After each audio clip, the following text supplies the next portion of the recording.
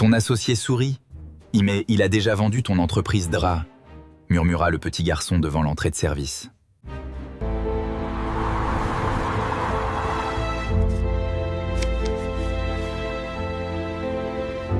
Intelligent, épuisé, il préparait une présentation décisive pour des investisseurs qui pouvaient sauver les entreprises.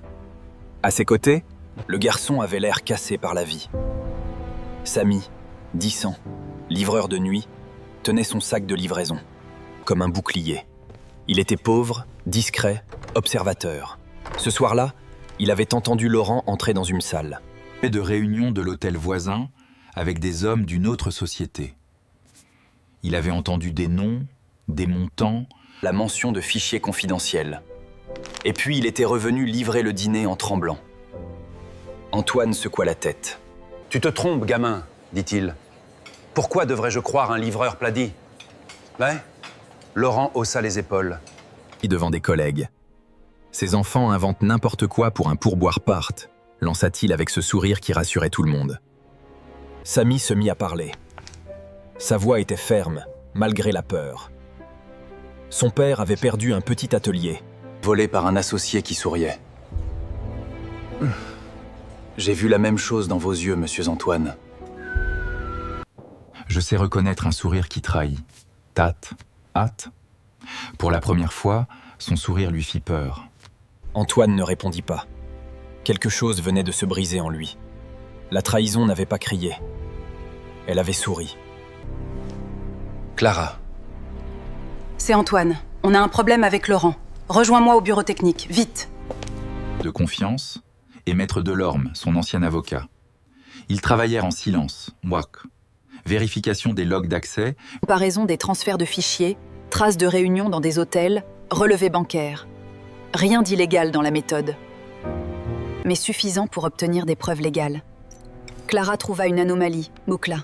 Un dossier stratégique avait été téléchargé à 2h mais du matin depuis le compte de Laurent, puis envoyé à une adresse extérieure avant d'être effacé. Les transferts coïncidaient avec les nuits où Laurent expliquait être rentré tard. Maître Delorme reconnut la finesse porée. Et cela ressemblait à une vente organisée, avec des paiements dissimulés. Chers auditeurs, si vous appréciez cette histoire, n'hésitez pas à laisser un j'aime et surtout à vous abonner à la chaîne, cela nous aide beaucoup. Maintenant, poursuivons. Ils montèrent un piège légal. Antoine fit créer un faux document TOI, une stratégie factice, baptisée Projet Hub Officer, accessible uniquement par la hiérarchie. Tout fut enregistré, les téléchargements, les envois, les signatures. Ils ajoutèrent un traçage, clair et recopiable qui prouverait l'exfiltration. Le jour de l'Assemblée générale arriva. Investisseurs, clients, employés paroques, la tension était palpable.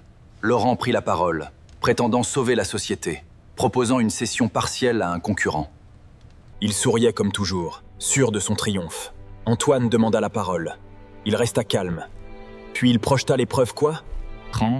Capture d'écran, relégé bancaire, l'envoi du projet Obcati à une adresse tierce. Les preuves légales compilées par Maître Delorme. Le silence tomba comme un voile. Laurent pâlit. Ce sont des fabrications.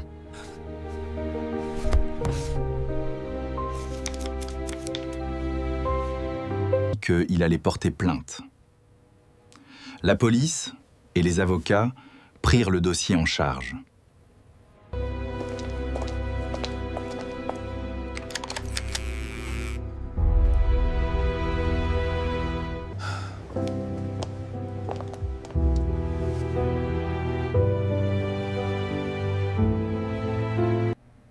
Il fit plus que remercier demain.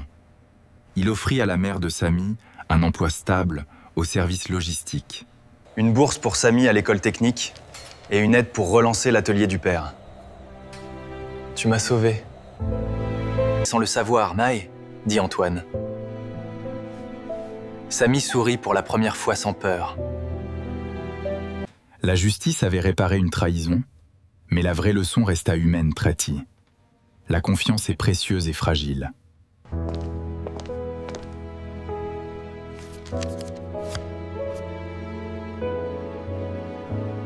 Les plus grands voleurs n'entrent pas toujours par la force. Parfois, Ils franchissent la porte avec un sourire et vous disent « mon ami ». Fin de l'histoire. Ceci est une histoire fictive créée pour toucher nos cœurs. Pensez-vous qu'Antoine a eu raison de croire sa mi-part? Auriez-vous soupçonné votre meilleur ami dans une situation pareille qu'Adfa? Partagez votre avis dans les commentaires.